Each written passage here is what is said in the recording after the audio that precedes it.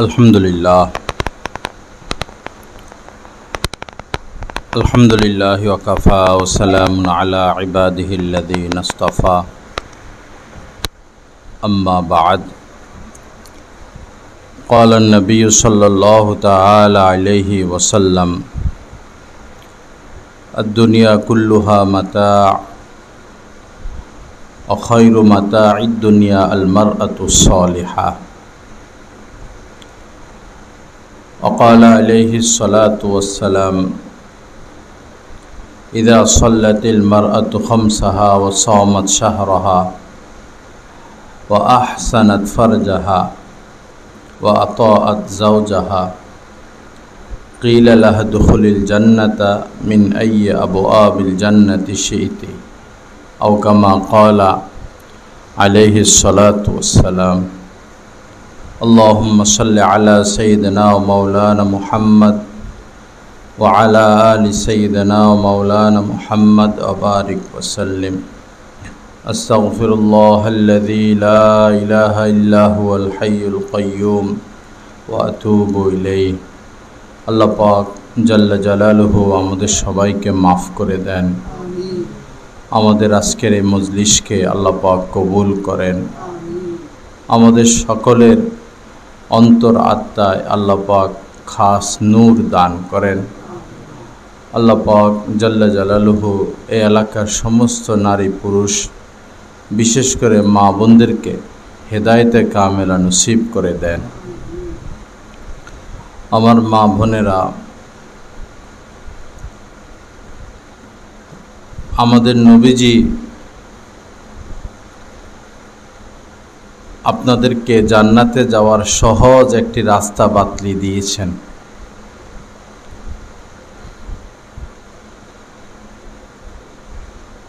যে মহিলা মাত্র 4টি আমল ভালোভাবে করবে, নবীজি বলেছেন যে সোজা সে জান্নাতে চলে যাবে।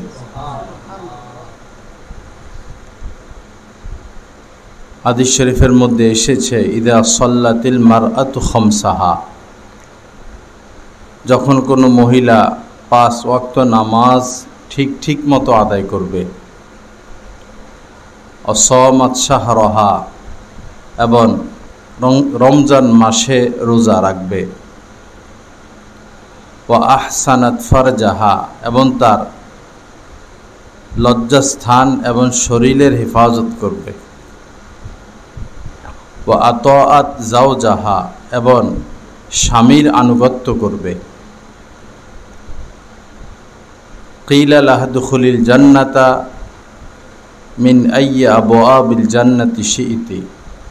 মৃত্যুর সাথে সাথে এই মহিলাকে বলা হবে, সুসংবাদ দেওয়া হবে, আহ্বান করা হবে, জান্নাতের যেই দরজা দিয়ে তুমি প্রবেশ করতে চাও প্রবেশ করো। আমল শুধু 4টা, 5 ওয়াক্ত নামাজ, রমজান মাসে রোজা, নিজের দেহ নিজের লজ্জাস্থানের হেফাজত, পাপ থেকে মুক্ত রাখা এবং স্বামীর আনুগত্য।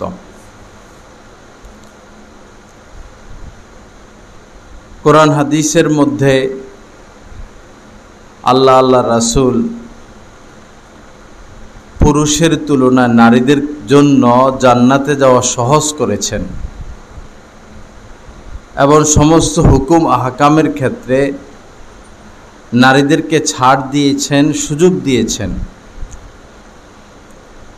যেমন পুরুষরা কষ্ট করে জুমার নামাজ পড়তে যায়, গিয়ে রৌদ্রে দিয়ে যায়, গরমে মসজিদে থাকে, লম্বা সময় বয়ান শুনে আবার আসে। কিন্তু মহিলারা ওই পুরুষের স্ত্রী যদি ঘরে থেকেই জোহরের নামাজ পড়ে নেয়, তা আল্লাহ পাক এই মহিলাকে জুমার নামাজের সওয়াব দান করে দেন। পুরুষরা জিহাদ করে, কাফেরদের সাথে লড়াই করে, হাত কাটা যায়, পা কাটা যায়, মাথা ফেটে যায়, জীবন শেষ হয়ে যায়। মহিলাদের উপর জিহাদ ফরজ না। মহিলারা যদি পর্দা করে স্বামীর কথা মতো চলে, আল্লাহ রাসূলের হুকুম মোতাবেক চলে, তো স্বামী জিহাদ করে যেই সওয়াব পাবে, মহিলারা ঘরে থেকেই সেই সওয়াব পেয়ে যাবে। সর্বক্ষেত্রেই কোরআন হাদিসে নারীদেরকে প্রাধান্য দেওয়া হয়েছে। পিতার পায়ের নিচে সন্তানের বেহেশত এটা না, বরং নবীজি বলেছেন মায়ের পায়ের নিচে সন্তানের বেহেশত। এই পৃথিবীতে যত আলেম ওলামা, যত হাফেজ, যত পীর মাশায়েখ, যত বুজুর্গ, সবাই কোনো না কোনো মায়ের সন্তান। এমনকি হযরতে আদম আলাইহিস সালাম এবং হযরতে হাওয়া আলাইহিস সালাম ব্যতীত সবাই কোনো না কোনো মায়ের সন্তান। তো আপনাদের কত বড় মর্যাদা! বড় পীর আব্দুল কাদের জিলানী আপনাদের মতো কোনো মায়ের গর্ভ থেকেই এসেছেন। খাজা মঈনুদ্দিন চিশতি রহমতুল্লাহি আলাই, হযরত জুনায়েদ বাগদাদি, হযরত মাওলানা আশরাফ আলী থানভী, হযরতে বাইজিদ বুস্তামি, এই বড় বড় আউলিয়া ইকরাম আপনাদের গর্ভ থেকেই এসেছে। তা আপনাদের কত বড় মর্যাদা!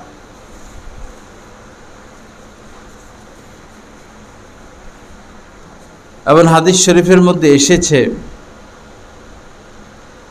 আরও বড় ফজিলতের কথা, আরও বড় মর্যাদার কথা। নবীজি বলেন যে আদ-দুনিয়া কুল্লুহা মাতা, এই পৃথিবীতে আল্লাহ পাক যত কিছু সৃষ্টি করেছেন সব নেয়ামত আর নেয়ামত, উপভোগ্য বস্তু। এই মাছ, কত রকমের মাছ, শাক সবজি, এই ফুল ফল, এই আকাশ বাতাস, যেদিকে তাকাবো সব আল্লাহ পাকের দেওয়া নিয়ামত। নিয়ামত তো অনেক, কিন্তু শ্রেষ্ঠ নিয়ামত কি? পরীক্ষা তো 70 জনে পরীক্ষা দিল, 80 জনে পরীক্ষা দিল, সবাই পাস করছে। 1 নম্বর তো কেউ হয়, 2 নম্বর তো হয়, 3 নম্বর হয়। তো পৃথিবীর সব কিছুই নিয়ামত, শ্রেষ্ঠ নিয়ামত কি? নবীজি বলেন অখায়রু মাতাঈদ দুনিয়া আল মারআতুস সালিহা, এই হাজার হাজার নিয়ামতের মধ্যে শ্রেষ্ঠতম নিয়ামত হচ্ছে নেককার স্ত্রী। নেককার স্ত্রী।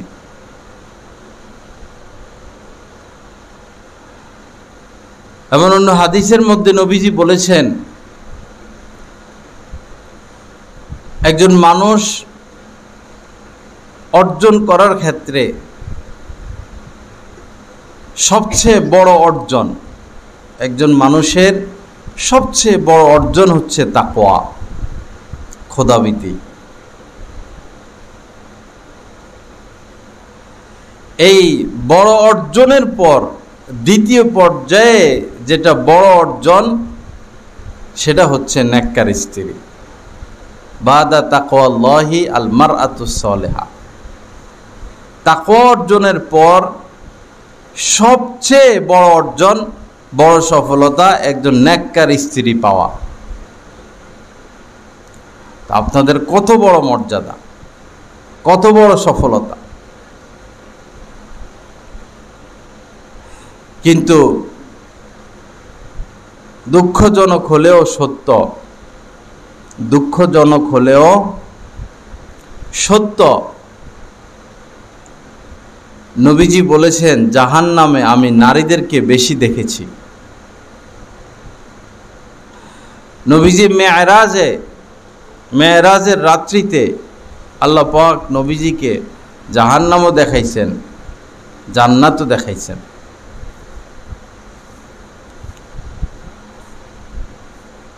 নবীজি স্বচক্ষে জান্নাত জাহান্নাম দেখে এসে আমাদের কাছে বর্ণনা দিয়েছেন যে জাহান্নামে আমি নারীদেরকে বেশি দেখেছি, জান্নাতে গরিবদেরকে বেশি দেখেছি, আর ধনীদেরকে দেখছি আটকা পড়ে আছে, হিসাব নিকাশের পেচে আটকা, পেরেশানিতে আছে। তো নারীদেরকে জাহান্নামে বেশি দেখেছেন নবীজি। কেন দেখেছেন এটাও বলেছেন। দুই কারণ হচ্ছে নারীদের জাহান্নামে যাওয়ার বড় বড় কারণ। এক হলো লানত করে, সারাদিন বকা ঝকা গালিগালাজ। স্বামীরে বকা শুরু করলে আধা ঘন্টা 1 ঘন্টা লাগে থামতে। নিজের ছেলে মেয়েকে গজব দেয়, মা বাবাকে গজব দেয়। অমুকের সাথে ঝগড়া, তমুকের সাথে ঝগড়া, এই ঘরের সাথে ঝগড়া, ওই ঘরের সাথে ঝগড়া, জালের সাথে ঝগড়া, নননের সাথে ঝগড়া।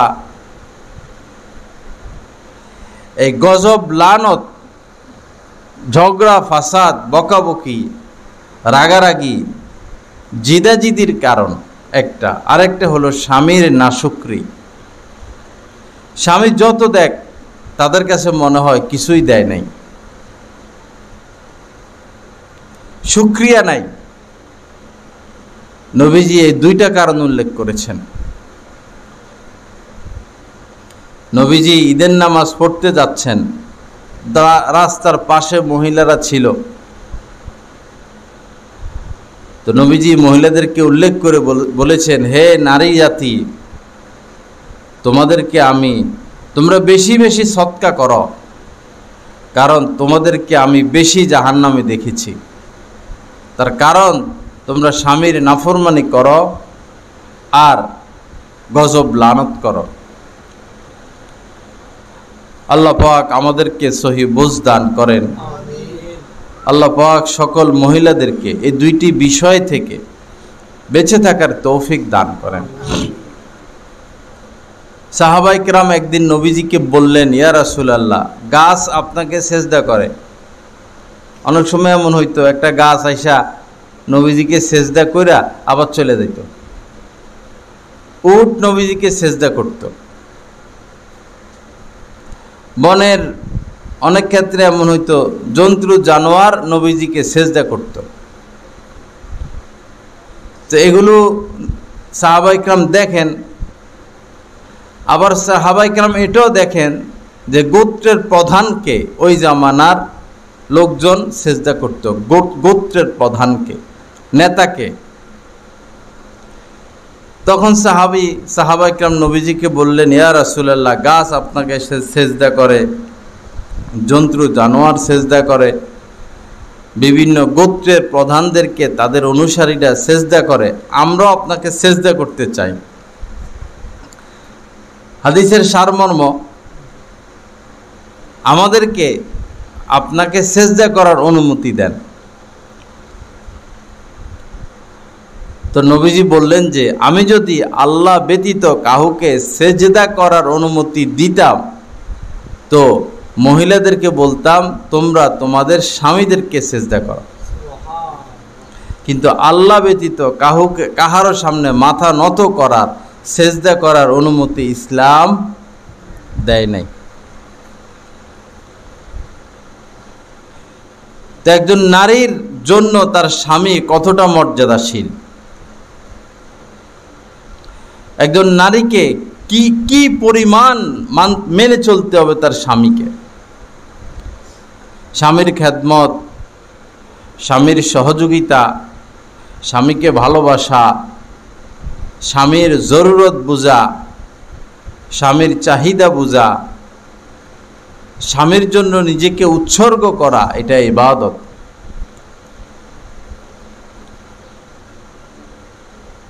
হাদিস শরীফের মধ্যে এসেছে, ইযা দাআর রাজুলু যাওজাতাহু লিহাজাতিহি ফালতাতিহি ওয়া ইন কানাত আলাত তান্নুর। মহিলাদের গুরুত্বপূর্ণ একটা কাজ হচ্ছে রান্নাবান্না।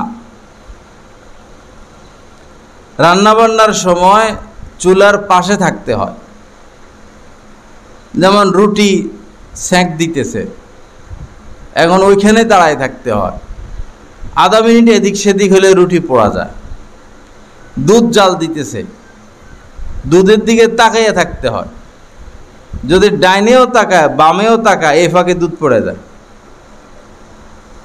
এত গুরুত্বপূর্ণ। ভাত হচ্ছে, যদি ওইখানে না থাকে হয়তো ভাত শক্ত হবে অথবা ভাত বেশি নরম হয়ে যাবে। রান্না বান্না এত গুরুত্বপূর্ণ।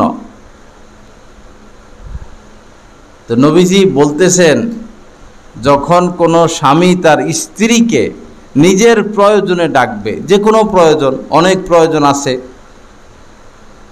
ইদা দাআর রাজুলু জাওজাতাহু লিহাজাতিহি, স্বামী নিজের প্রয়োজনে স্ত্রীকে ডাকলো, নবীজি বলেন এই মহিলা যদি, স্ত্রী যদি রান্না বান্নার মতো গুরুত্বপূর্ণ কাজেও ব্যস্ত থাকে, সে যেন স্বামীর ডাকে সাড়া দেয়। তরকারি পড়া গেলে পড়া যাক, দুধ পড়ে গেলে পড়ে যাক, রুটি পড়া গেলে পড়া যাক, স্বামী ডেকেছে, এখন স্বামীর ডাকেই তাকে সাড়া দিতে হবে।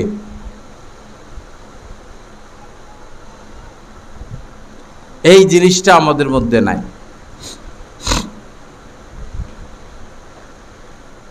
আমরা চাই স্বামীদেরকে গোলাম বানায় রাখতে, আমাদের কথায় উঠুক আর আমাদের কথায় বসুক, যা কামাবে সব আমাদের জন্য খরচ করুক। কিসের তার মা আর কিসের তার বাপ, আর কিসের তার ভাই আর কিসের তার বোন। স্ত্রী কেউ যদি মাসে 20,000 টাকা কামায়, স্ত্রী সন্তানের জন্য যদি 18,000 টাকাও খরচ করে, আর সে যদি তার মা বাবাকে মাত্র 2,000 টাকাও দেয়, এটাও মহিলারা সহ্য করতে পারে না। তার ভাই আছে, তার বোন আছে, তার ফুফু আছে, তার খালা আছে, তার চাচা আছে, তার মামা আছে, এক পয়সা কাউকে দেখ, এটা সাধারণত মহিলারা মেনে নিতে পারে না। তো মহিলাদের তো বোঝা উচিত, একদিন আমিও বুড়ি হয়ে যাব, আমার স্বামী বুড়া হবে, আমার স্বামীর কোনো আয় রোজগার থাকবে না, আমরা আমাদের সন্তানের আয় রোজগারের উপরে নির্ভরশীল হয়ে যাব। তখন যদি আমার বৌমাও এমনই চায়, আপনার বৌমা তখন যদি এমনই চায় যে আমার স্বামী তার মা বাবার জন্য খরচ না করুক, খরচ করলে তেলে বেগুনে চেতে উঠে, তা আপনার কাছে কেমন লাগবে? ওই সময় আপনি চলবেন কিভাবে?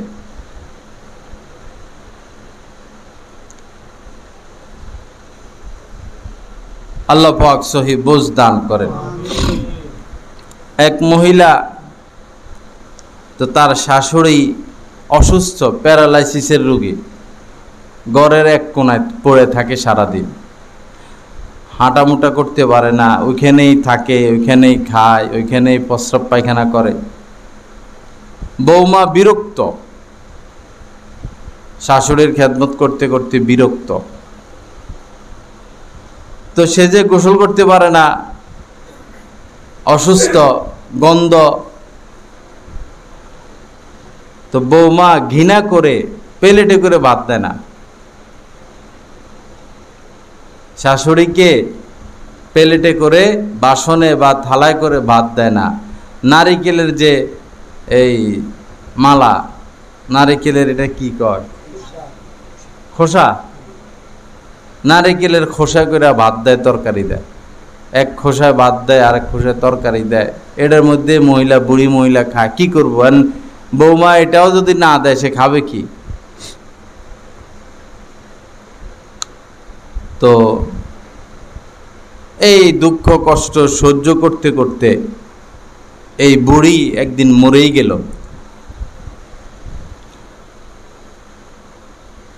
পরে এখন আর নারিকেলের খোসা এটা দিয়ে কি করবে? খোসা সব খুঁজা খুঁজা বৌমা জমা করছে, এখন ফেলে দিবে।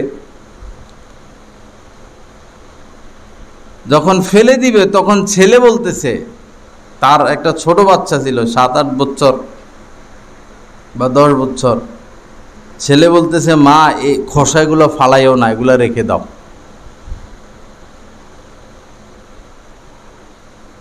তো মহিলা বলল, এগুলা দিয়া কি করবো, তোর দাদি তো মরেই গেছে। তো ছেলে বলতেছে, কেন, আমি বড় হইলে বিয়ে করাইবা না? করামু তো। তো তুমি ওই সময় বুড়ি হয়ে যাইবা না? তো আমি তো আস্তে আস্তে বুড়ো হমুই। তো ছেলে বলতেছে, তো তাহলে আমার বউ আইসা তোমারে কিসে করে বাদ দিবে? এগুলা যে ফালাইয়া দিতেছো তুমি। এটা ধার উধারের মতো, ধার উধারের মতো। আপনি আপনার শ্বশুর শাশুড়ির খেদমত করবেন, আপনার বৌমা এসে আপনার খেদমত করবে। আপনি আপনার শ্বশুর শাশুড়ির উপর অত্যাচার করবেন, জুলুম করবেন, দুঃখ দিবেন, কষ্ট দিবেন, আঘাত দিবেন, এটা আপনি পাওনা আছেন, এটা আপনি পাওনা আছেন। যে সন্তান পিতা মাতাকে দেখে না, সেই সন্তানকে তার সন্তানে দেখে না। দেখে তো আমার বাবা কিভাবে বড় হয়েছে।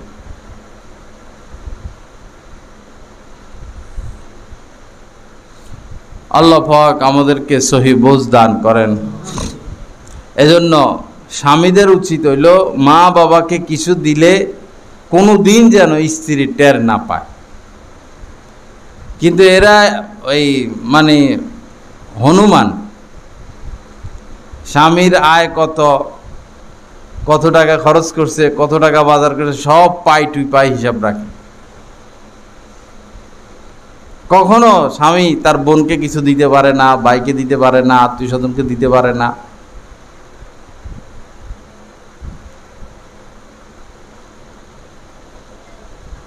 আল্লাহ হেফাজত করেন, আল্লাহ পাক ইসলাহ তাজকিয়া নসিব করেন। তো আমার মা বোনেরা, আল্লাহকে ভয় করি, আল্লাহ আল্লাহ রাসূলের হুকুমগুলো আমাদের জীবনে বাস্তবায়িত করি। এটার মধ্যেই সফলতা, এটার মধ্যেই কামিয়াবি। এর বাহিরে কোনো সফলতা নাই, এর বাহিরে কোনো কামিয়াবি নাই। শাশুড়ির খেদমত করবেন। শাশুড়ির উচিত বৌমাকে নিজের মেয়ে মনে করা। গতকাল রাত্রে একজন আলেমের সাথে কথা বলতেছিলাম, আমার মুরব্বী ওস্তাদ। উনি ওনার ছেলেকে, একটা অসহায় মেয়েকে বিয়ে করাইয়া ওনার ঘরে আনছেন। মেয়েটার মা নাই, এতিম, অসহায় মেয়েটা। এটার জন্যই ছেলেকে বিয়ে করেছেন এই মেয়েটাকে। মেয়ে হাফেজা। তো উনি আমাকে বললেন যে আমরা এই মেয়েটাকে, অর্থাৎ আমাদের বৌমাকে আমরা এমনভাবে ঘরে রাখি, তার সাথে আচরণ, ব্যবহার, কথাবার্তা এমনভাবে করি, সে তার মাকে ভুলে গেছে। তার মা যে নাই এটা তার মনে নাই। আমাদের ব্যবহারে সে তার মাকে খুঁজে পাইছে, তার বাবাকে খুঁজে পাইছে। আপনার ঘরে আপনার বৌমা আছে, তাকে আপনি খোঁজাখুঁজি করবেন না। শাশুড়িদের স্বভাব খারাপ, খোঁজাখুঁজি করে শুধু। বৌমার এই হয়েছে, বৌমার এই হয়েছে, সারাদিন মোবাইল টিপে, সারাদিন শুয়ে থাকে, কাম করে না, বাপের বাড়িতে যায় উঠে থাকে, সারাদিন জামাইয়ের সাথে ফটফট ফটফট ফুডুর ফুডুর ফুডুর ফুডুর করে। এই তো স্বামীর সাথে কথা কইব না, দেবরের সাথে কইব, এটাও দোষ ধরে। স্বামীর সাথে কথাও কইতে পারবো না। অনেক এলাকা আছে এরকম, স্বামীর সাথে কথা বলা শ্বশুর শাশুড়ি পছন্দ করে না। স্বামীরে আইসা বাদ দিবে, এটা শাশুড়ি। আমার বোন, সে কয় আমার মানে আমাদের বাসায় দেখে আমার বাবি আমার ভাইরে বাটটা তাইনা দেয়, আর হের ইচ্ছা হে ওর স্বামীরে বাটটা তাইনা দিবে, হের শাশুড়ি দেয় না। আমার শাশুড়ি আমার স্বামীরে বাতাইনা দিতে দেয় না। কোনো কোনো এলাকায় এমন আছে, আমাদের নোয়াখালীতে দেখছি, শাশুড়ির সামনে দিয়া বৌমা জুতা পায়ে দিয়া, স্যান্ডেল পায়ে দিয়া হাঁটা নিষেধ। এটা কোন আজগুবি খবর? ওই বেচারি কি বান্দি, আপনার ঘরের কর্মচারী, শাশুড়ির সামনে দিয়া জুতো পরে হাঁটতে পারবে না। স্বামী বিদেশ, স্বামী স্ত্রীকে কিছু টাকা পয়সা দিলে শাশুড়িদের অসুবিধা কি? শাশুড়িরা জায়গায় জায়গায় আইন করে বসে যে তোর বরে তুই কিছু দিতে পারবি না, যা দিবি আমার কাছে দিবি। এরকম অবিচার অত্যাচার করলে মনে রাখবেন, রশি বেশি টাইট দিলে ছিঁড়া যায়, রশি বেশি টাইট দিলে ছিঁড়ে যায়, আবার বেশি লুজ দিলে প্যাঁচ খাইয়া যায়। বৌমাদের সাথে মেয়ের মতো, আপনার মেয়ে হইলে আপনি কি করতেন? আপনার মেয়ের সাথে তার শাশুড়ি কেমন আচরণ করুক, আপনি কেমনটা চান? আপনিও মেয়ে বিয়ে দিছেন, তারও শাশুড়ি আছে, শ্বশুর আছে, তো তার শ্বশুর শাশুড়ি আপনার মেয়ের সাথে ভালো আচরণ করুক, ভালো ব্যবহার করুক, এটা তো আপনি অবশ্যই কামনা করেন। তা আপনার ঘরে যে বৌমা আছে, আপনার উচিত তার সাথেও ভালো আচরণ করা, ভালো ব্যবহার করা। এই মেয়ে যাবে কই? সারা জীবনের জন্যই তো আপনার ঘরে আসছে। আজকে আপনার শরীরে শক্তি আছে, দুর্ব্যবহার করেন, কয়দিন পরে তো বিছনায় পড়ে যাবে। আপনি মরতে বললে আপনার মুখে পানি তো এই বৌমাই দিবে, তো কেন তার সাথে অবিচার করবেন? আল্লাহ সহি বুঝ দান করেন।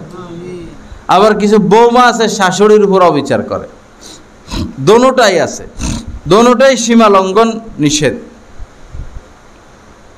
আল্লাহ অত্যাচারীদের বিচার করবেন। এই যে অত্যাচার করছে না, এখন তো কি সুন্দর দাড়ি টাড়ি চাইছা, মাঝি সাইজা হাজার হাজার কোটি কোটি কোটি কোটি কোটি কোটি কোটি কোটি বিলিয়ন ট্রিলিয়ন, বাংলাদেশের অর্ধেক মালিক এরকম, তা গজব এসে গেছে। এখন চোরের মতো পালায়, কিন্তু পলাইতে অত পারে না। পলায় যাইবে কই? ভিক্ষা করে খাওয়া ছাড়া তোর উপায় নাই, ব্যাংক অ্যাকাউন্ট বন্ধ, বিদেশের টাকা তো বিদেশে পড়ে রয়েছে, গজব আসতে দেরি হয় না।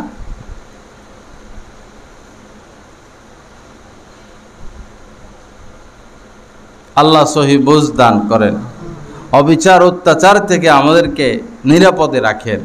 ওমালিজ জালিমিনা মিন আনসার, কোরআনে কারিমে আল্লাহ পাক বলেছেন জালেমদের কোনো সাহায্যকারী নাই।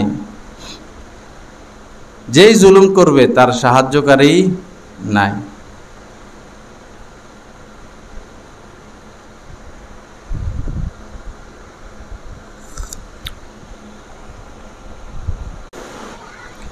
আল্লাহ পাক আমাদেরকে সমস্ত জুলুম অবিচার থেকে বেঁচে থাকার তৌফিক দান করেন। কিছু কিছু পরিবার এমন যে স্ত্রী স্বামীর উপর অবিচার করে, আর কিছু কিছু পরিবার এমন স্বামী স্ত্রীর উপর অবিচার করে।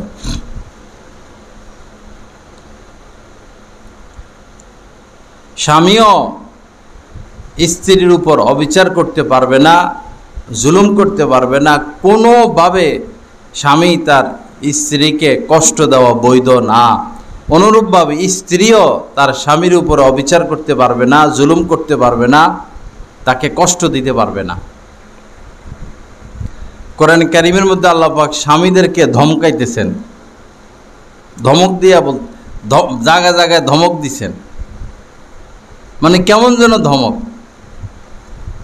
সাবধান করছেন বারবার। ওয়াশিরুহুন্না বিল মারুফ, স্বামীদেরকে আল্লাহ পাক বলতেছেন ঘর সংসার করবা তো এমনভাবে ঘর সংসার করো, এমনভাবে জীবনযাপন করো। ওয়াশিরুহুন্না বিল মারুফ, এই ঘর সংসারটা হবে প্রেমময়, আদর সোহাগ, ভালোবাসা, মহব্বত, উত্তম স্বভাব চরিত্র, সর্বোত্তম আখলাক পেশ করার জন্য আল্লাহ পাক স্বামীদেরকে বলেছেন। এমন বলেছেন, হুন্না লিবাসুল লাকুম, হে স্বামীরা, তোমাদের এই স্ত্রীরা হচ্ছে তোমাদের পোশাক, পোশাকের মতো। অর্থাৎ পোশাকের যত্ন যেভাবে নাও, পোশাকের কদর যেভাবে করো, পোশাককে যেভাবে দেখে শুনে রাখো, তোমার স্ত্রীকে এরকম দেখে শুনে রাখো। হুন্না লিবাসুল লাকুম ওয়া আনতুম লিবাসুল্লাহ হুন্না। এবং স্ত্রীদেরকে বলছেন, হে স্ত্রীরা, তোমাদের কাছে তো তোমাদের পোশাকের অনেক দাম, একদম ইস্তারি করে বাসরাস করে আলমারিতে উঠাইয়া রাখো। তো তোমাদের স্বামী তোমাদের পোশাকের ন্যায়, পোশাকের যেভাবে যত্ন করো, স্বামীরও এরকম যত্ন করো। আল্লাহ পাক আমাদেরকে তৌফিক দান করেন। কেউ কাহার উপর অবিচার করা যাবে না, দুর্ব্যবহার করা যাবে না, খারাপ ব্যবহার করা যাবে না, ধমকাধমকি করা যাবে না, কেউ কাউকে ধমক দিব না, মাফ করে দিব, মাফ করতে থাকবো বস। আর এটার বিনিময় আল্লাহর কাছে চাইব, আল্লাহর কাছে এটার বিনিময় আল্লাহর মহব্বত চাইব। এক সাহাবী নবীজিকে বললেন, ইয়া রাসূলুল্লাহ আউসিনি ইয়া রাসূলুল্লাহ, হে আল্লাহ রাসূল, আমাকে কিছু ওসিয়ত করেন, নসিহত করেন, উপদেশ দেন। আউসিনি, আমাকে কিছু উপদেশ দেন, নসিহত করেন। নবীজি সংক্ষিপ্ত একটা কথা বললেন, লা তাগজব, রাগ করো না, মাথা গরম করো না, রাগারাগি করো না, জিদাজিদি করো না।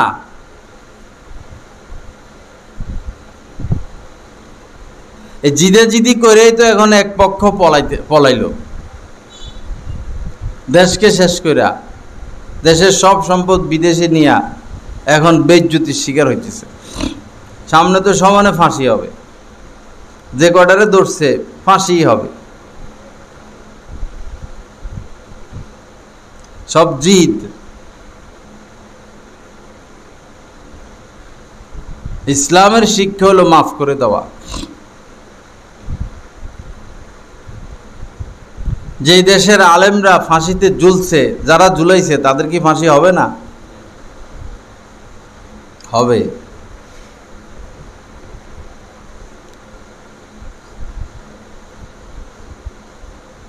সংক্ষেপে বলছেন যে রাগ করো না, লা তাগজাব ফারাদ্দাদা মিরারান। পরে সাহাবী বললেন, ইয়া রাসূলুল্লাহ, আরো কিছু নসিহত করুন।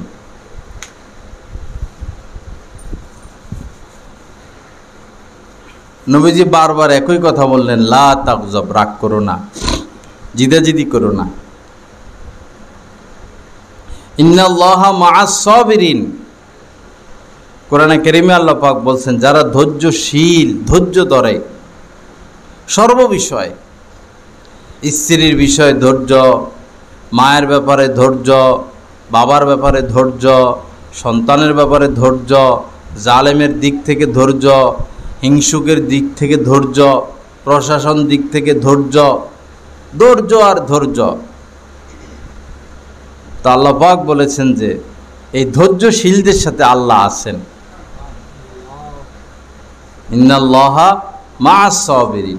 অন্য জায়গায় আল্লাহ পাক বলছেন, যারা এরকম ধৈর্য ধরবে, গুনাহ থেকে বাঁচতে গিয়ে ধৈর্য, হাজারো হারাম সামনে আছে কিন্তু হারাম খায় না, হালাল খায়, ধৈর্য। মানুষ কটু কথা বলে, ধৈর্য। দুর্ব্যবহার করে, ধৈর্য। স্ত্রীর কটু কথায় ধৈর্য। সব জায়গায় ধৈর্য, ধৈর্য, ধৈর্য। আল্লাহ পাক নবীর মাধ্যমে বলতেছেন, অবাশশিরিস সাবিরিন, যারা ধৈর্য ধরে এরকম, আপনি তাদেরকে সুসংবাদ দিয়ে দেন। সুসংবাদ দুনিয়াতেও আখিরাতেও। অবাশশিরিস সাবিরিন। আল্লাহ পাক আমাদেরকে মাফ করে দেন, আল্লাহ পাক আমাদেরকে হেদায়েত দান করেন। তা আমার মা বোনেরা, 5 ওয়াক্ত নামাজ পড়বেন, পর্দা করবেন। পর্দা করা আপনাদের উপর ফরজে আইন, আবশ্যকীয়। কোনো পরপুরুষের সামনে আপনারা যেতে পারবেন না, এবং কোনো পরপুরুষ যেন আপনাদেরকে না দেখে, আপনারাও কোনো পরপুরুষকে দেখতে পারবেন না। মোবাইলে এখন ওয়াজ পাওয়া যায়, আর মহিলারা ওই বক্তারই ভক্ত বেশি, যার চেহারা সুন্দর, যার কণ্ঠ সুন্দর, যে নৌজওয়ান, বয়সও কম, চেহারাটাও সুন্দর, কণ্ঠটাও সুন্দর, সব লাখ লাখ মহিলা তার ভক্ত। আপনার তো আগে খবর নিতে হবে, এই পরপুরুষের ওয়াজ যে আপনি শুনেন, তার সাথে তো আপনার পর্দা, তাকে তো আপনি দেখতে পারবেন না। তার আওয়াজে যদি আপনার আকর্ষণ হয়, তখন তার আওয়াজও আপনি শুনতে পারবেন না, গজলও শুনতে পারবেন না, তার ওয়াজও শুনতে পারবেন না। এজন্য মহিলাদের জন্য ভিডিও বয়ান শোনা জায়েজ নাই, জায়েজ নয়। পরপুরুষের ভিডিও বয়ান, অডিও শুনবেন, কারণ এই পরপুরুষকে আপনি দেখতে পারবেন না।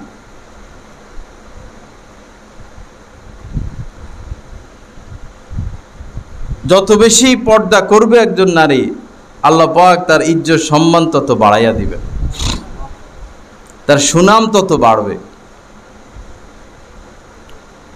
এক সরকারি লোক, উপরস্থ কর্মকর্তা, তার সন্তান একটাই, এক মেয়ে। তো এক মেয়ে, বাপের টাকা আছে, আরো সরকারি লোক, মেয়ে বস লাফালাফি, দৌড়াদৌড়ি, নাচানাচি, গান বাজনা, আড্ডা, ছেলে বন্ধু, ফ্যাশন, নাটক, এগুলো নিয়ে ব্যস্ত। পরে মেয়েটা হঠাৎ করেই মারা গেল তরুণী অবস্থায়। কেয়ার করবে, কান্নাকাটি, দুঃখ কষ্ট করে পরে। এজন্য সন্তান বেশি নেওয়া, এখন তো এমন জামানা আছে প্রতিযোগিতা, যে কে সন্তান কত কম নিয়ে থাকতে পারে। এটা না, সন্তান বেশি নেবেন, 5টা 7টা 10টা 12টা 15টা 20টা, যত সন্তান নেওয়া যায় বরকত। একটা কথা শুনবে, আরেকটা শুনবে না, একটা আলেম হবে, একটা হয়তো জালেম হবে। আপনার তো একটা হইলে হইল, একটা ভালো ছেলে হইলে হইল। দোয়া করি সবগুলোই ভালো হোক, কারণ আপনার পাশে তো আপনার একটা সন্তান থাকা লাগবে। একটারে বিয়ে করাইছেন, বউ নিয়ে আলাদা হয়ে গেছে, আরেকটারে বিয়ে করাইছেন, বউ নিয়ে ঢাকা চলে গেছে, আরেকটারে বিয়ে করাইছেন, এটা বউ নিয়ে শ্বশুরবাড়িতে চলে গেছে। না, আপনারা বুড়ো বুড়ির কি উপায়? হয়তো একটা বাচ্চা এমন আছে সারা জীবন আপনার সেবা করে যাবে। সন্তান বেশি নিবেন। আবার দেখা যায় এখনো মা বাবা জোয়ান, ছেলে আছে, মেয়ে আছে, বিয়ে দিছে, স্বামীর বাড়িতে চলে গেছে, মেয়ে দুইটা, দুটোটা বিয়ে দিয়ে দিছে। এখন বুড়া বুড়ি ঘরের মধ্যে কু কু কু কু করে, কি করবো? যদি 10-12টা বাচ্চা হইতো, তো এগুলোর বিয়ে দিতে দিতেই এরা কবরে যাইতো। এটা কাজের মধ্যে থাকতো। যতটুকু সম্ভব বাচ্চা বেশি নিবেন। ইহুদি মহিলাদের 2টা করে হয়। এরা কি টেকনোলজি গ্রহণ করছে, প্রতি বছর 2টা করে বাচ্চা হয়। এক একটা মহিলার 15টা বাচ্চা, 20টা বাচ্চা। রাশিয়ার প্রেসিডেন্ট পুতিন ঘোষণা করছে 10টার উপরে যে মহিলা বাচ্চা নিবে তারা রাষ্ট্রীয়ভাবে পুরস্কার দেওয়া হবে। 15-20 লাখ টাকা পুরস্কার দেয় 10টার উপরে বাচ্চা হয়েছে এই কারণে। আর আমাদের দেশে কোন শয়তানে এটা বাইর করছে, 2টা হইলে, একটা হইলে কি, 2টি সন্তানের বেশি নয়, একটি হইলে ভালো হয়। যে কথা বাইর করছে, হেরে ভাই বোন 7-8টা। বেশি সন্তান নিবেন, এটার মধ্যে কামিয়াবি। কিন্তু এখন শরম দেয়, যার বাচ্চা বেশি হেরে কি দেয়, শরম দেয়। এই শরম দেওয়া বৈধ না। যাই হোক, তো সরকারি লোকের শুধু একটা মেয়ে, ফ্যাশন, বাপেও এই সরকারি লোক, 1 সন্তান নেওয়াকে, 2 সন্তান নেওয়াকে এখন ক্যাডিট মনে করে। এখন তো গেছে মইরা, এখন ক্যাডিট, এখন ক্যাডিটের কি হবে? একটা নেয় বাচ্চা, 2টা নেয়, তো বিপদ আসতে পারে না? বিপদ তো আমরা কামনা করি না, বিপদ আসতে পারে। তা আমার এক বন্ধু, হেদের একটা মাত্র, হের বড় ভাই আর ভাবি, তো বাচ্চা একটা হয়েছে ছেলে।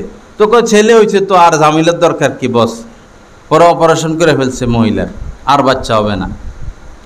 এনে অপারেশন করার পরে এখন ছেলেরে ঘর থেকে বাইর হইতে দেয় না, যদি ছেলের কিছু হইয়া যায়। ছেলের রাস্তায় বাইর হইতে দেয় না, যদি ছেলের কিছু হইয়া যায়। যদি ছেলের জ্বর আসে তো মার হার্ট অ্যাটাক হইয়া যায়, যদি ছেলের কিছু হইয়া যায়, কারণ অপারেশন করে ফেলছে বাচ্চা একটা। পরে এই ছেলের টেনশনে মা বাপ শেষ।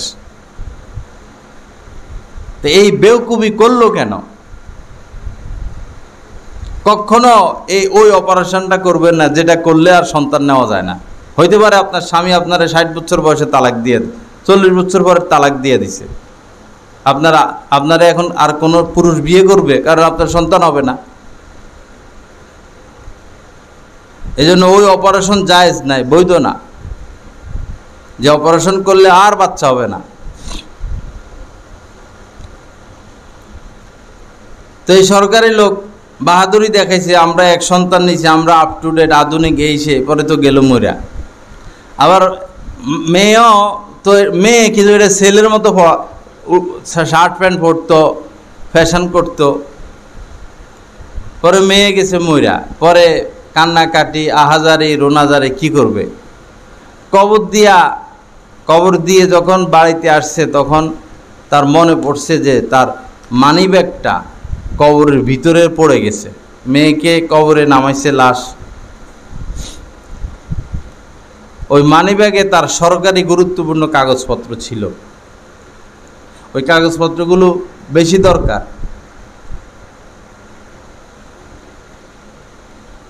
পরে বাধ্য হইয়া কবর খনন করা লাগছে।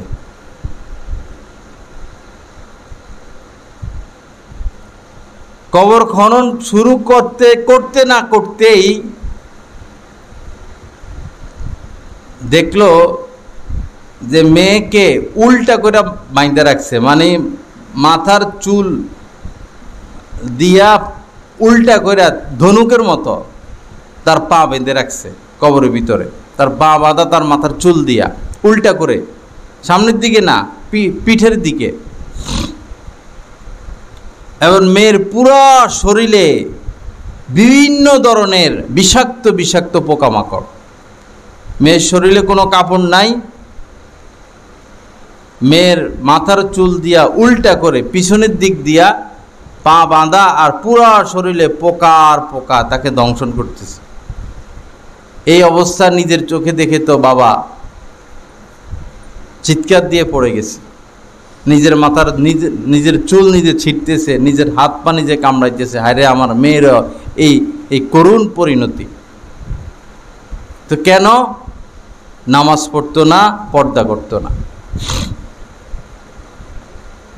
করতো না, পরপুরুষের সাথে ঘোরাঘুরি, আড্ডা। এজন্য আমার মা বোনেরা পর্দা করবেন।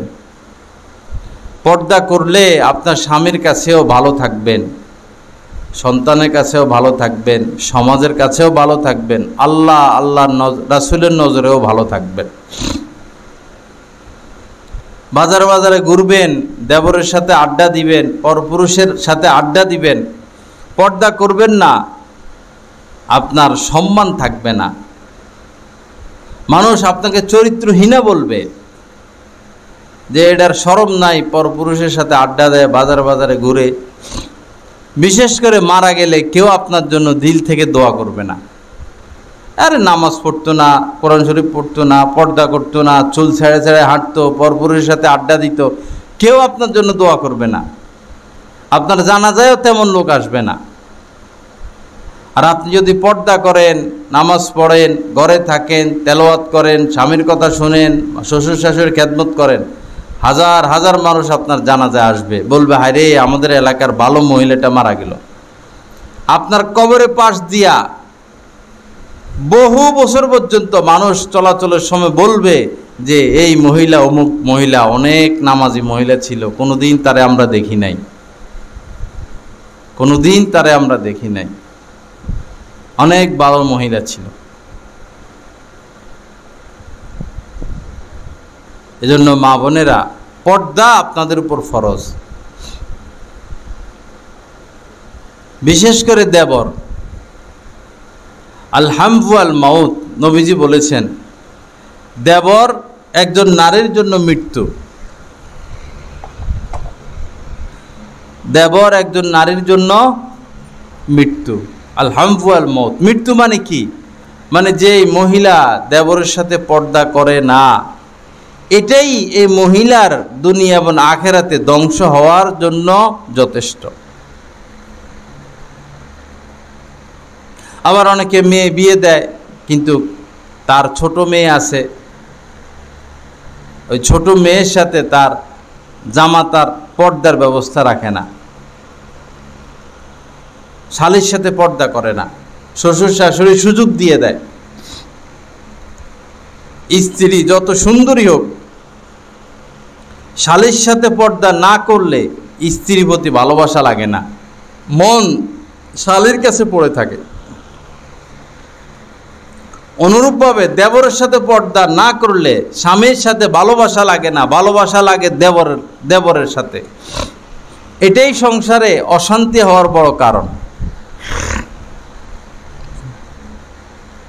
দেখবেন আপনি মেয়েকে বিয়ে দিয়েছেন, আপনার জামাতা আপনার মেয়ের সাথে রাগারাগি, কথা বলে না, এই হয় এই হয়, আর আপনার ছোট মেয়ে অর্থাৎ তার শালের সাথে কি হাসি তামাশা,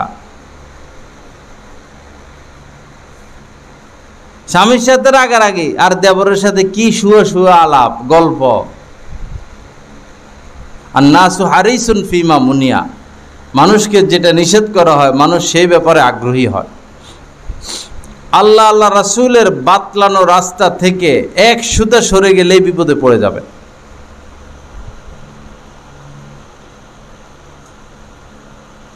আল্লাহ পাক সহি বুঝ দান করেন, আল্লাহ পাক হেদায়েত দান করেন, আল্লাহ পাক কোরআন হাদিস মোতাবেক আমাদেরকে চলার তৌফিক দান করেন। তা আমার মা বোনেরা, পর্দা করবেন। যদি গোসলখানা পুকুরে গোসল করতে হয় তো পুকুরে পর্দার ব্যবস্থা করবেন। প্রত্যেক স্বামীর জন্য এটা ফরজে আইন, তার স্ত্রীর জন্য গোসলখানার ব্যবস্থা করা। বিয়ের আগেই স্ত্রীর গোসলখানার ব্যবস্থা করতে হবে, তার জন্য আলাদা থাকার ব্যবস্থা করতে হবে, পাকের ব্যবস্থা করতে হবে, যেখানে পর্দা অটুট, নাইলে এই লোকের বিয়ে করার প্রয়োজন নাই। আপনারা বিয়ে দিবেন মেয়েকে, আগে এটা দেখবেন আমার মেয়ের গোসলখানা, আমার মেয়ের পাকঘর, আমার মেয়ের থাকার ঘর ঠিক আছে কিনা। পুকুরে যায় গোসল করবে, পর্দার ব্যবস্থা নাই, কোন জায়গা থেকে কে গোপনে ভিডিও করে এটা ছাড়া দেয় মোবাইলে, বিশ্বাস তো নাই। গাছের ফাঁক দিয়া ভিডিও করলো, আপনি গোসল করতেছেন, পরে এটা ছাড়া দিল নেটে। আছে ওই রকম নেটে হাজার হাজার, আমার জানা নাই, থাকতে পারে।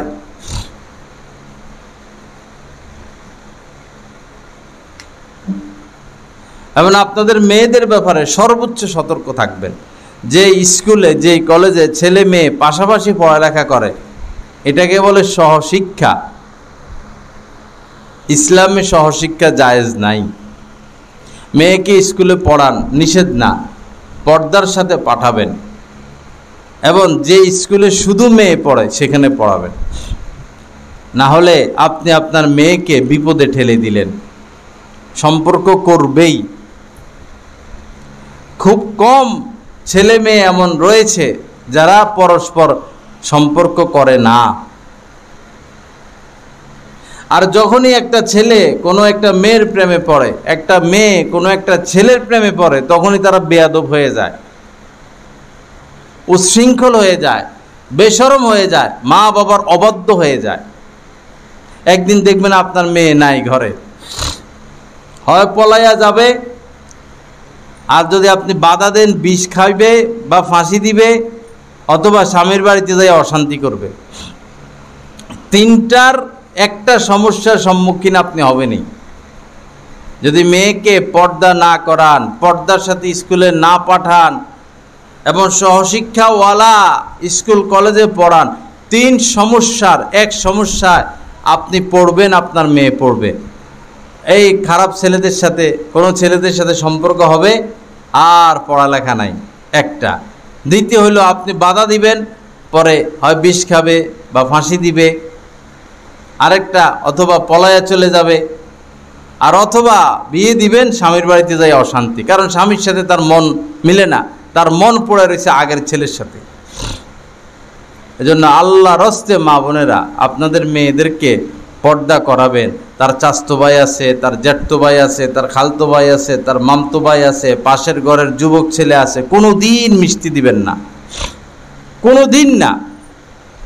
ছেলেরা কি করে, ওই মোবাইলে খারাপ, যেটা অশ্লীল, এই খারাপ ভিডিও আপনার মেয়েকে দেখায়। আপনি মনে করতেছেন ওই মারামারি দেখাইতেছে, নাটক দেখাইতেছে, ভালো কিছু দেখাইতেছে, আসলে আপনাদের পাশে থেকে খারাপটা দেখাইতেছে। খারাপটা দেখাইয়া আপনার মেয়ের সাথে সে খারাপ কাজের প্রস্তুতি নিতেছে। হাত্তাকে 7-8 বছরের মেয়ে, যারা 7-8 বছরের মেয়ে, 10-12 বছরের মেয়েদেরকেও তাদের চাচতো ভাইরা, খালতো ভাইরা, জ্যাঠতো ভাইরা মোবাইলে খারাপ খারাপ ভিডিও দেখাইয়া এই মেয়ের সাথে খারাপ কাজ করে, আপনাদের খবর নাই। আল্লাহ হেফাজত করেন, আল্লাহ পাক সহি বুঝ দান করেন। কোনোভাবেই চাচতো ভাইয়ের সাথে মিশতে দিবেন না। ছোটকাল থেকে আপনার মেয়ের বয়স 5 আর তার চাচতো ভাইয়ের বয়স 7, এখন থেকে আলাদা রাখেন। মেয়েরা মেয়েদের সাথে খেলবে, ছেলেরা ছেলেদের সাথে খেলবে। আবার ছেলে আছে আপনার, তারেও তার বড় চাচতো ভাই, খালতো ভাই, জ্যাঠতো ভাইয়ের সাথে মিশতে দিবেন না, আরও বিপদ, আরও বিপদ।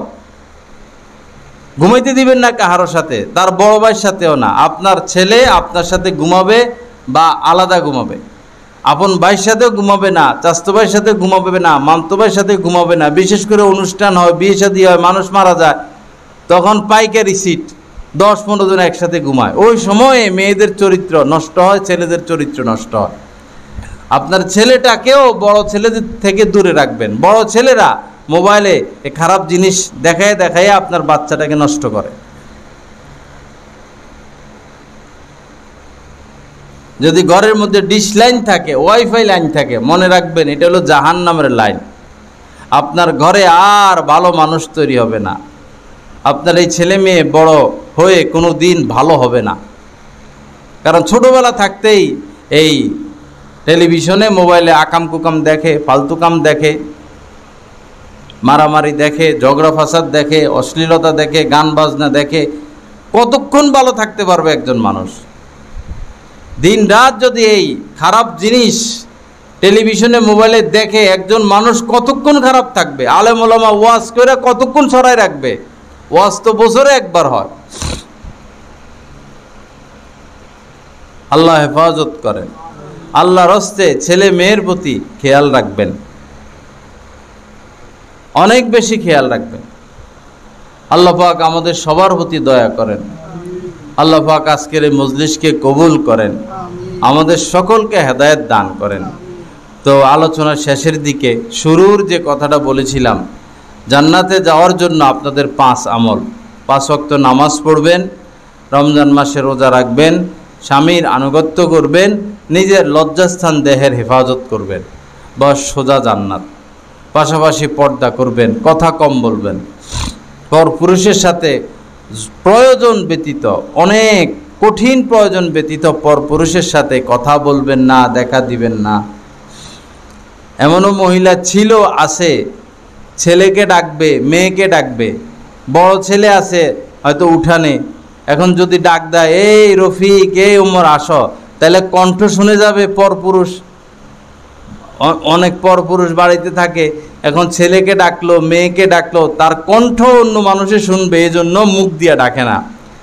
বেড়ার মধ্যে, টিনের মধ্যে বা লাঠি দিয়ে লাঠির মধ্যে 1 বাড়ি দেয়, তাহলে বড় ছেলে বুঝে যে আমারে ডাকে। 2 বাড়ি দেয়, তাহলে ছোট ছেলে, মেজো ছেলে বুঝে যে আমারে ডাকে। 3 বাড়ি দেয়, তখন ছোট ছেলে বুঝে যে আমার মা আমাকে ডাকে। কিন্তু মা আওয়াজ করে ডাকে না, কারণ তার কণ্ঠ পরপুরুষ শুনে যাবে। এমনও মহিলা ছিল, আছে, যাদের কণ্ঠটাও তারা পরপুরুষ থেকে বাঁচায় রাখে। আমি আপনি কি হইলাম? এই অন্ধকার কবরে জীবিত অবস্থায় আপনারে এক রাত রাখতে দিলে আপনি থাকবেন? গর্ত কইরা জীবিত অবস্থায় কোন মহিলা আছে যে এক রাত থাকবে এই কবরে? কার দ্বারা সম্ভব? অথচ এই কবরে অবশ্যই আমাদেরকে যাইতে হবে। আর 99টা সাপ আছে এই কবরে, এক একটা সাপ এক দিনের রাস্তা পরিমাণ লম্বা। যদি পর্দা না করি, নামাজ না পড়ি, কোরআন হাদিস মোতাবেক না শুনি, চলি, তো এই সাপে দংশন করতে থাকবে। আর যদি আল্লাহ আল্লাহ রাসূলের হুকুম মানি, এটা কবর থাকবে না, এটা জান্নাতের বাগিচা হয়ে যাবে। জান্নাতের সাথে জানালা খুলে দেওয়া হবে, জান্নাতি বিছানা বিছিয়ে দেওয়া হবে। আল্লাহ পাক সহিহ বুঝ দান করেন, আল্লাহ পাক আমাদেরকে হেদায়েত দান করেন। লা ইলাহা ইল্লাল্লাহ। দোয়া করে দিন, এই আমলটা করার চেষ্টা করবেন। আর একদম এক দৌড়ে জান্নাতে চলে যাবেন। হাদিসে একটা আমলের কথা আছে, আমলটা সহজ কিন্তু কেউ করে না। সেটা হলো 5 ওয়াক্ত নামাজের পরে 10 বার সুবহানাল্লাহ, 10 বার আলহামদুলিল্লাহ, 10 বার আল্লাহু আকবার। আর শোয়ার আগে 33 বার সুবহানাল্লাহ, 33 বার আলহামদুলিল্লাহ, 34 বার আল্লাহু আকবার। একদম হাদিসে আসছে এক দৌড়ে জান্নাত, সোজা জান্নাত। এই আমলটা করবেন। যাদের কোরআন শরীফ সহি শুদ্ধ না, চেষ্টা করবেন কোরআন শরীফ সহি শুদ্ধ করতে। অন্তত সূরা ফাতিহা, আরও 4টা সূরা, আত্তাহিয়া, দুরূদ শরীফ, দোয়ায় কোনো দোয়ায় মাসুরা, নামাজ পড়তে যা লাগে এগুলো শুদ্ধ করবেন, চেষ্টা করবেন। আপনাদের মা বাবা যদি দুনিয়া থেকে চলে যায় তাদের জন্য দোয়া করবেন, দান সদকা করবেন। যাদের অতীতের রোজা ছুটে গেছে, রাখেন নাই, এই রোজাগুলো আস্তে আস্তে কাজা করবেন, কাজা আদায় করবেন। এটা যদি একসাথে না পারেন অন্তত সপ্তাহে একটা করে রাখবেন। সপ্তাহে একটা করে রাখলেও বছরে আপনার প্রায় 2 বছরের কাজা রোজা আদায় হয়ে যাবে। সাথে আরও 8টা রাখতে হবে, 52 সপ্তাহে 52টা হবে, আরও 8টা রাখলে 60টা হয়ে যাবে। আর যে নামাজগুলো ছুটে গেছে এগুলোও আস্তে আস্তে আদায় করতে হবে। যাদের উপর জাকাত আসে অবশ্যই জাকাত দিবেন, নাহলে এই স্বর্ণরূপাগুলো জাহান্নামের আগুনে ছেঁক দিয়ে পরে আপনার কপালে পাজরে, জাহান্নামের আগুনে উত্তপ্ত করে কপালে পাজরে ছেঁক দেওয়া হবে। অবশ্যই জাকাত দিবেন, কোরবানি দিবেন। আল্লাহ পাক আমাদেরকে তৌফিক দেন এবং নিজেদের বাচ্চাদেরকে মাদ্রাসায় পড়াবেন। ছেলে মাদ্রাসাও আছে, মেয়ে মাদ্রাসাও আছে। মাদ্রাসায় পড়ানো ছাড়া এখন আর কোনো রাস্তা নাই। মাদ্রাসায় পড়াবেন, এই ছেলে মেয়েকে কাছে পাবেন দুনিয়াতেও আখেরাতেও।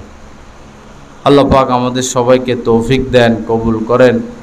এখানে যারা উপস্থিত হয়েছে আল্লাহ পাক সবাইকে হেদায়েত দিয়া দেন। আল্লাহ পাক আমাদের সবার প্রতি রহমত নাজিল করেন। ওয়া আখিরু দাওয়ানা আলহামদুলিল্লাহি রাব্বিল আলামিন ওয়া সাল্লাল্লাহু আলা নবিয়্যিল কারীম।